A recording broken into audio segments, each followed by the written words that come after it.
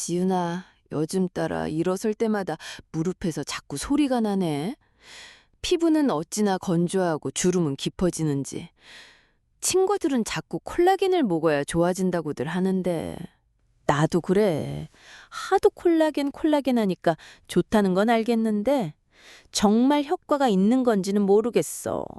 독일에서 나온 액상 콜라겐이라고 해서 비싸게 주고 사봤는데 몇 달을 먹어도 딱히 나아지는 걸 모르겠더라. 괜히 돈만 버리는 것 같고 문제는 그대로 있으니 속상하지. 맞아. 뭐를 믿어야 할지 모르겠고 광고는 하나같이 다 좋다고만 하니 정말 피곤한 일이야.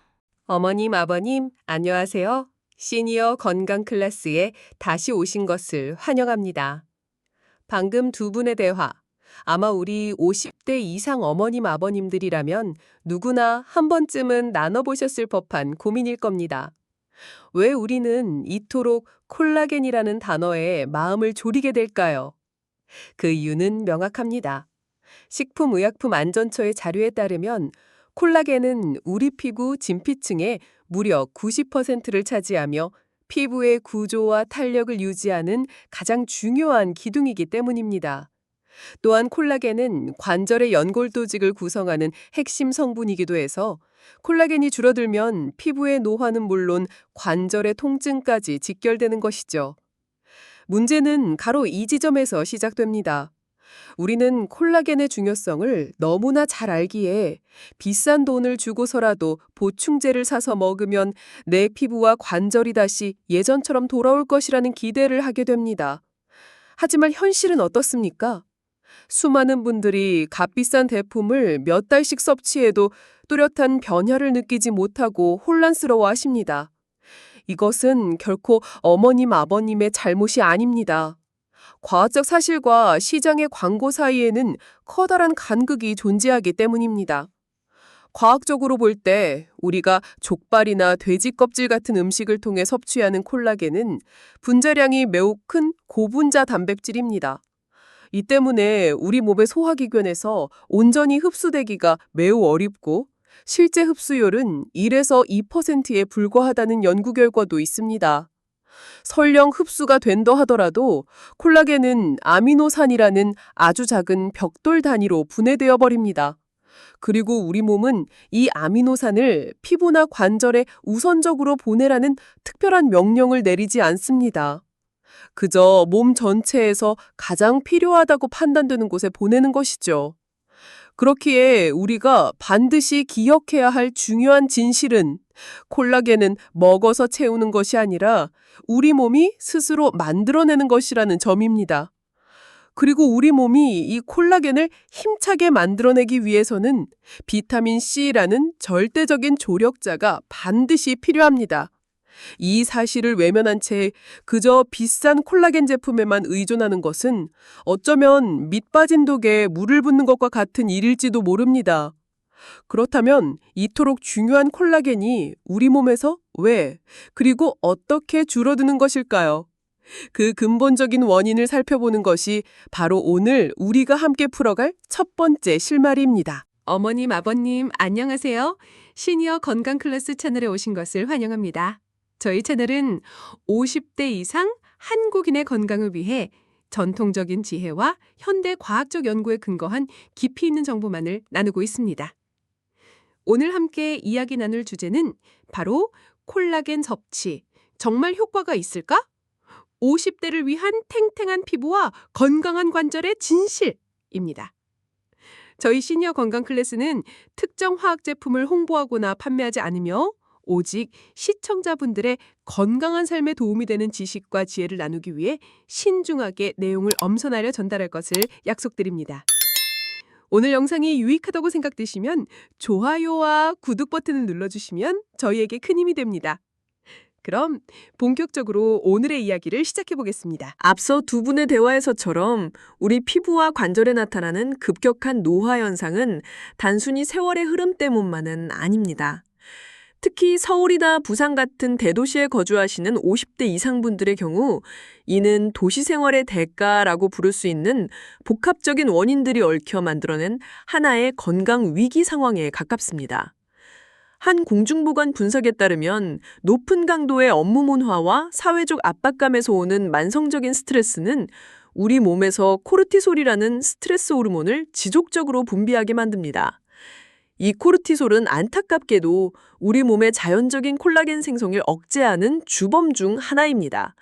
이는 사회 경제적 환경이 곧 생물학적 노화의 시계를 앞당기는 강력한 요인이 된다는 것을 의미하며 여기에 수면 부족까지 더해지면 우리 몸의 회복 능력은 현저히 떨어지게 되죠.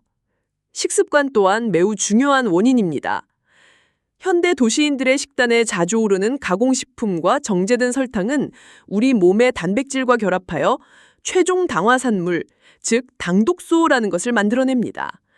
이 과정은 당화작용이라고 불리는데 이 당독소는 우리 몸의 가장 중요한 단백질 구조를 직접적으로 손상시켜 탄탄하고 유연해야 할 콜라겐 섬유를 건조하고 뻣뻣하게 만듭니다. 이는 마치 잘 짜인 비단옷에 실이 사가서 푸석해지는 것과 같은 이치입니다. 더 나아가 이러한 식습관은 장내미 생물 환경의 균형을 깨뜨려 전신에 미세한 염증을 유발할 수 있는데 이 염진 또한 피부와 관절 건강을 악화시키는 또 다른 숨은 원인이 됩니다. 외부 환경의 공격도 무시할 수 없습니다. 우리가 매일 무심코 마주하는 자외선은 피부 노화, 즉 광노화의 가장 큰 원인입니다.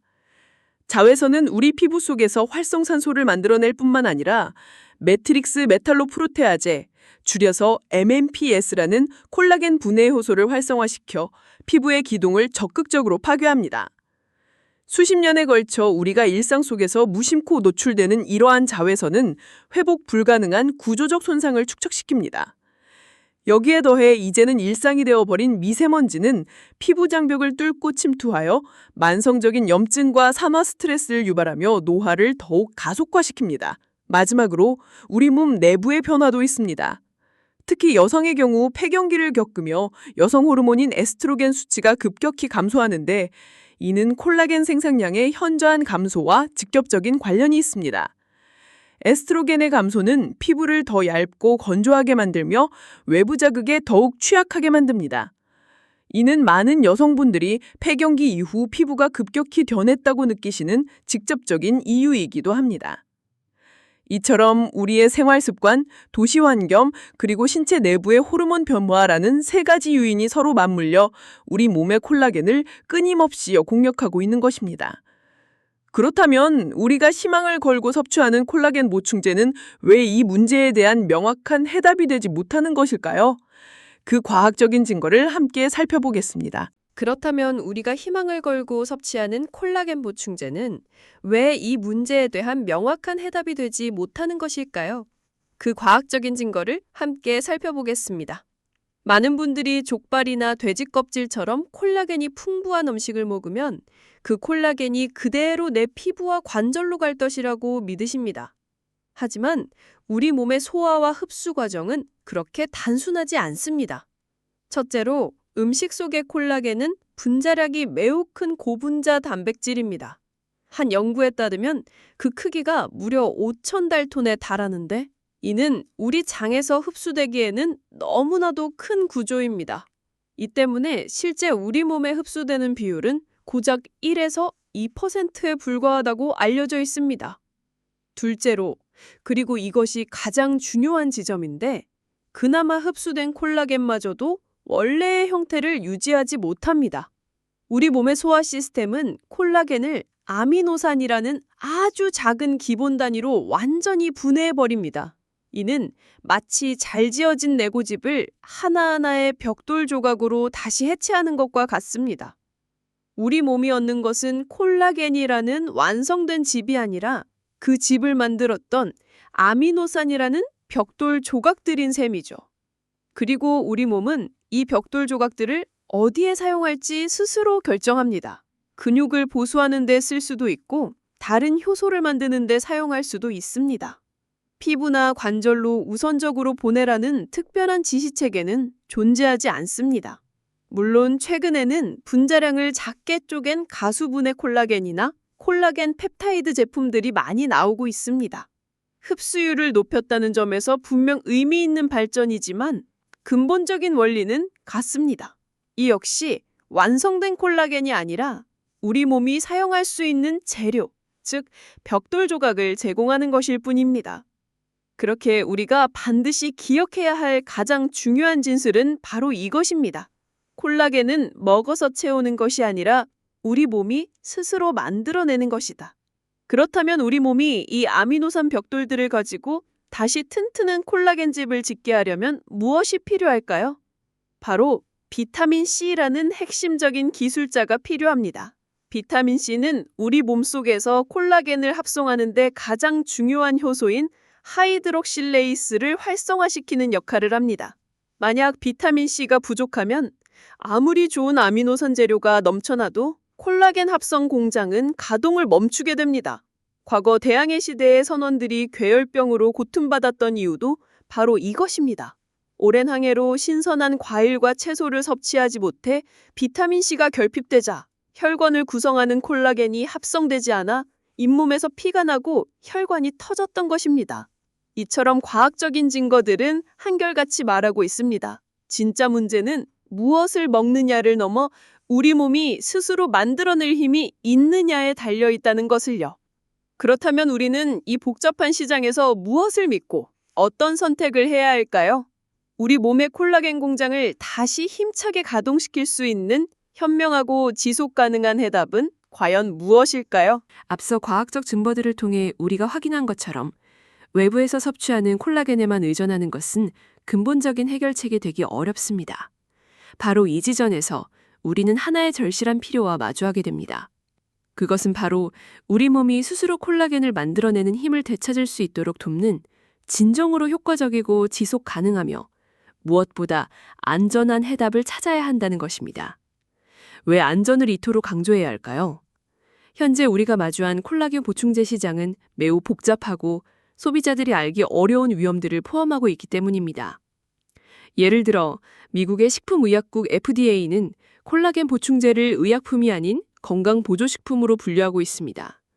이는 1994년에 제정된 건강보조식품교육법, 즉 DSHEA 법안에 따른 것인데 이 법안의 핵심은 제조사가 제품의 안전성이나 효과를 판매 전에 정부로부터 입증받을 의무가 없다는 것입니다. 즉, 정부의 역할은 문제가 발생한 후에야 개입하는 사후 대응에 그치고 있어 시장의 문턱이 매우 낮습니다. 이 때문에 실제로 FDA는 미등록되거나 허위 광고를 하는 수많은 콜라겐 관련 제품들에 대해 여러 차례 경고 조치를 내린 바 있습니다. 38, 41, 42. 이는 소비자들이 확인되지 않은 제품에 무방비로 노출될 수 있다는 것을 의미합니다.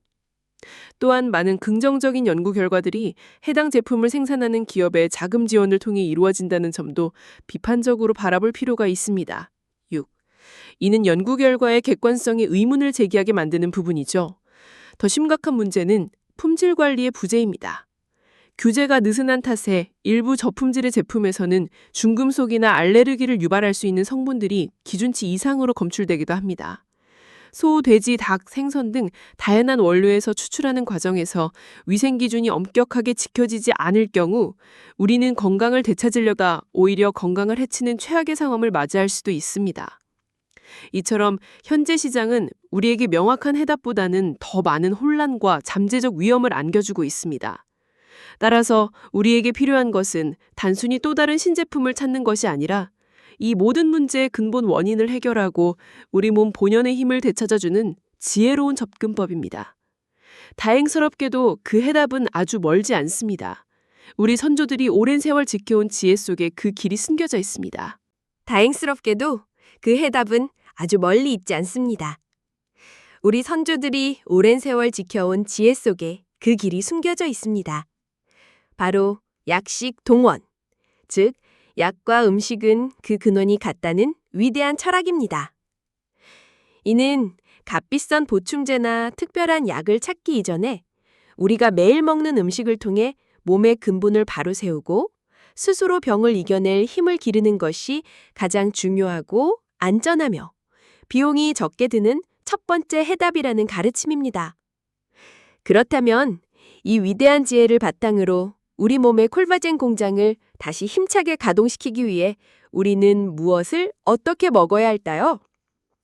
방법은 크게 두 가지로 나뉩니다. 첫째는 콜라겐을 만드는 데 필요한 원재료를 충분히 공급해 주는 것이고, 둘째는 그 재료들을 잘 조합하여 콜라겐으로 합성해낼 촉매제를 더해주는 것입니다. 먼저 첫 번째, 원재료인 아미노산을 공급하는 방법입니다. 한의학에서는 예로부터 뼈를 푹 고아 만든 사골국을 귀한 보양식으로 여겼습니다. 사골국에는 흡수되기 쉬운 형태의 콜라겐과 더불어 칼슘, 마그네슘과 같은 미네랄이 풍부하여 뼈와 관절을 튼튼하게 하는 데 도움을 줍니다. 물론 사골국 외에도 살코기, 생선, 계란과 같은 양질의 동물성 단백질과 함께 콩이나 두부 같은 식물성 단백질을 골고루 섭취하여 다양한 아미노산을 채워주는 것이 중요합니다. 콜라겐 역시 단백질의 일종이지만 우리 몸의 필수적인 아미노산인 트립토판이 부족하기 때문에 콜라겐만으로는 완벽한 단백질 공급원이 될 수 없다는 점을 기억하셔야 합니다. 이제 두 번째, 이 좋은 재료들을 콜라겐으로 완성시켜줄 촉매제, 즉 비타민과 미네랄을 더해줄 차례입니다. 앞서 강조했듯이 가장 중요한 촉매제는 바로 비타민 C입니다. 비타민 C는 파프리카, 브로콜리, 딸기, 그리고 각종 감귤류 과일에 풍부하게 들어있습니다. 여기에 더해 아연과 굴이라는 미네랄은 콜라겐 섬유들이 서로 단단하게 엮이도록 돕는 중요한 역할을 합니다.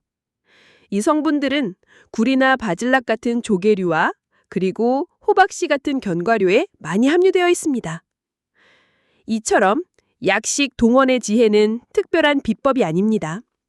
다양한 제철 재료를 통해 우리 몸에 필요한 원재료와 촉매제를 골고루 공급하여 몸 스스로가 최상의 컨디션을 유지하고 자연 치유력을 발휘하도록 돕는 것.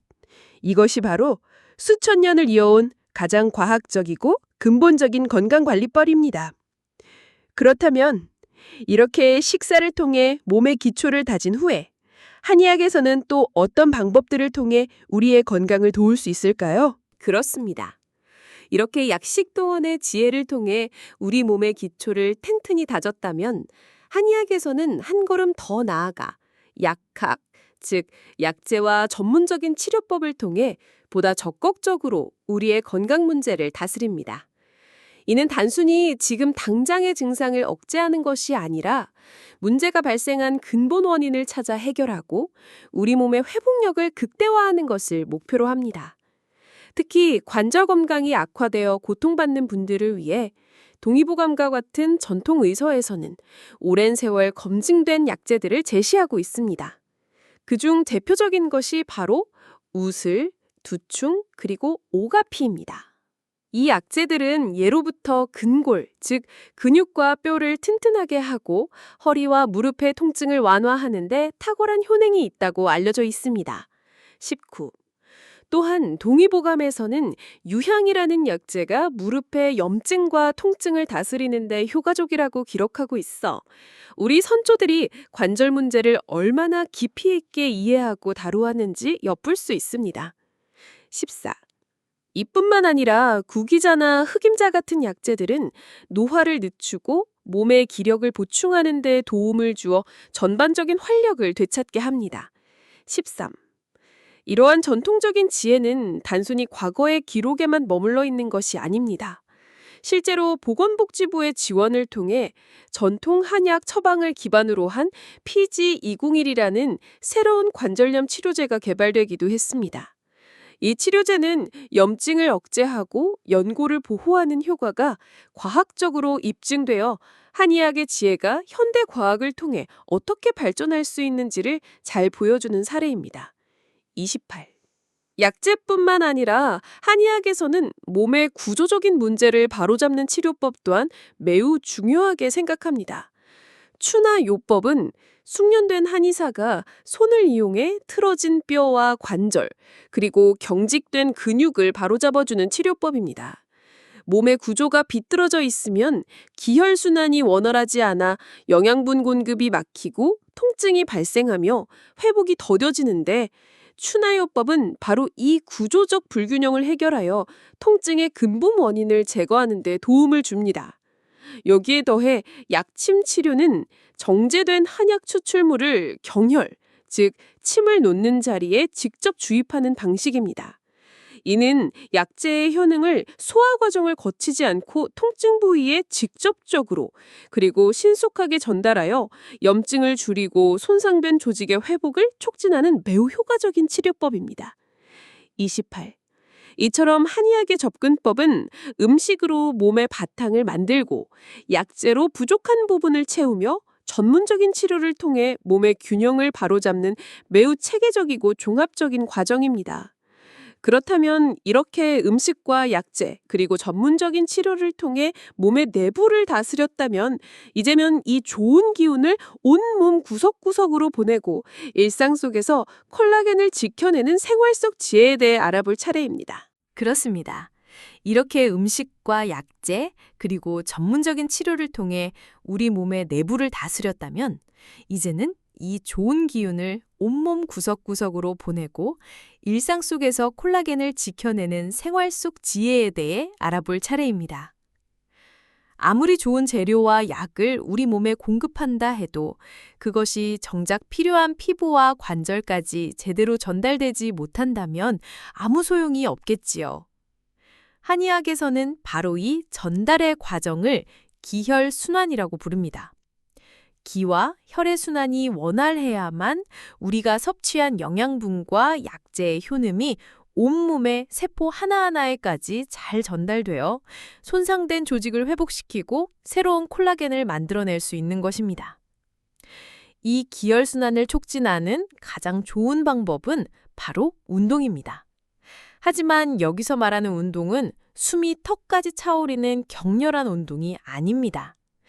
특히 관절이 약해져 있는 50대 이상에게는 무리가 가지 않는 선에서 꾸준히 할 수 있는 가벼운 운동이 가장 좋습니다.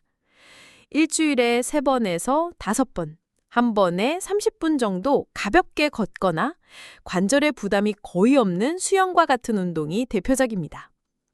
또한 한의학 고유의 운동법인 기공체조는 느리고 부드러운 동작과 깊은 호흡을 통해 경락과 경혈을 자극하여 몸을 따뜻하게 하고 면역 기능을 높이는 데 큰 도움을 줍니다. 집에서 아주 간단하게 할 수 있는 효과적인 운동도 있습니다. 바로 모관 운동입니다. 편안하게 누운 상태에서 팔과 다리를 하늘을 향해 들고 가볍게 툭툭 털어주듯이 흔들어주는 것만으로도 손끝, 발끝에 미세한 모세혈관까지 자극하여 전신의 혈액순환을 원활하게 만들 수 있습니다. 운동을 통해 기혈을 순환시키는 것과 더불어 이미 내 몸에 있는 소중한 콜라겐을 지켜내는 생활 습관 또한 매우 중요합니다. 첫째는 자외선 차단입니다. 자외선은 콜라겐을 파괴하는 가장 강력한 외부의 적이라는 사실을 항상 기억하시고 외출 시에는 반드시 자외선 차단제를 꼼꼼히 발라주시는 것이 좋습니다. 둘째는 설탕 섭취를 줄이는 것입니다. 앞서 말씀드렸듯 과도한 당분은 우리 몸의 콜라겐을 딱딱하고 푸석하게 만드는 당화작용을 일으킵니다. 마지막으로 충분한 수면과 긍정적인 마음을 통해 스트레스를 관리하는 것입니다. 만성적인 스트레스와 수면 부족은 콜라겐 생성을 방해하는 코르티솔 호르몬을 분비시킨다는 점을 잊지 마십시오. 이처럼 우리 몸의 콜라겐을 지키는 것은 결국 우리 일상의 작은 습관 하나하나에 달려 있습니다. 그렇다면 오늘 우리가 함께 나눈 이 모든 이야기들을 통해 우리가 가슴속에 새겨야 할 가장 중요한 마지막 메시지는 무엇일까요? 그렇다면 오늘 우리가 함께 나눈 이 모든 이야기들을 통해 우리가 가슴속에 새겨야 할 가장 중요한 마지막 메시지는 무엇일까요?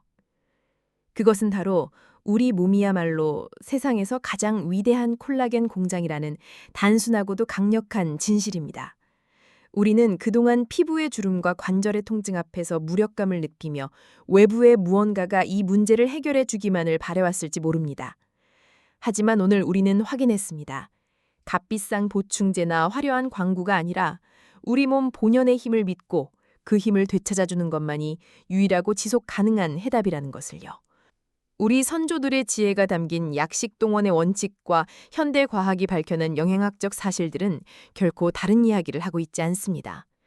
좋은 음식으로 몸의 재료를 채우고 꾸준한 운동으로 기혈을 순환시키며 건강한 생활 습관으로 우리 몸을 지켜내는 것, 이 모든 것은 결국 우리 몸이라는 위대한 공장이 최상의 효율로 가동될 수 있도록 돕는 하나의 과정입니다.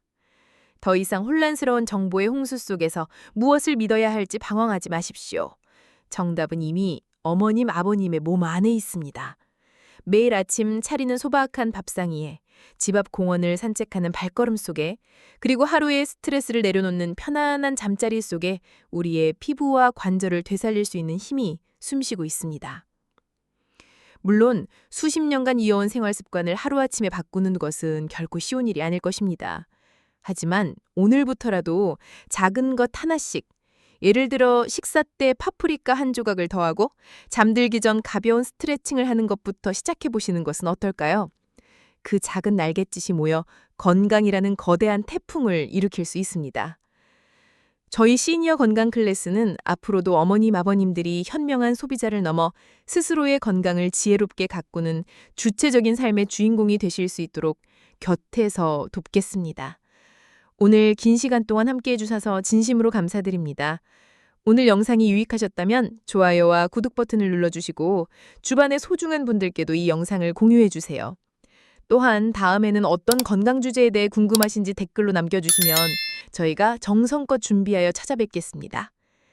어머님, 아버님들의 건강하고 활기찬 매일을 응원하며 다음 시간에 더욱 유익한 내용으로 인사드리겠습니다. 감사합니다.